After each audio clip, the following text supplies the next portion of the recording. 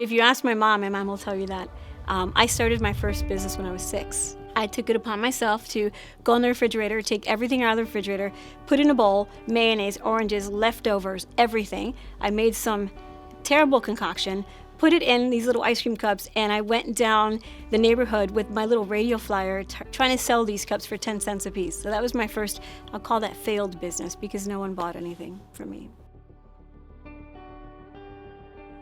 My parents came to this country uninvited, like many, many immigrants, and they injected this incredible, immeasurable amount of optimism that I could be anything I wanted to be at a very young age.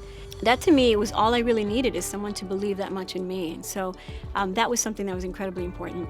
The other thing was they really always showed me that generosity was always very important, and that inspired a love of helping people in me very early on.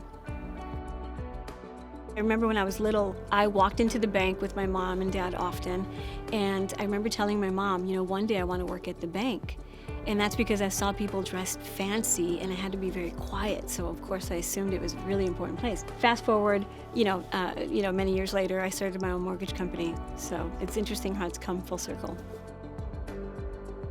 The Hispanic community is where my heart is. You know, it is very much who I am, and being, a daughter of immigrants, I really understand the struggles that they came with, and again, I think leverage that concept of you could be anyone you want to be, and so we just have to provide them resources to do that.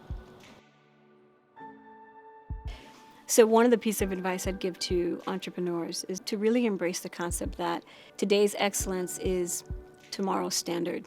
And so you have to up your game consistently, because what you see today isn't what life is going to be like tomorrow. Technology and globalization really has made things spin incredibly, incredibly fast. So what I would suggest is that, entrepreneurs always do an audit to see where they stand with innovation specifically, because there's a lot of technology out there that they could leverage for gain, or they can assess whether or not, that technology can make them obsolete. I really would love to dedicate this award to all the entrepreneurs, because honestly, next to your first responders and healthcare workers, I really think they're some of the bravest people in the world, because when you're an entrepreneur, you play the win or lose game on a daily basis.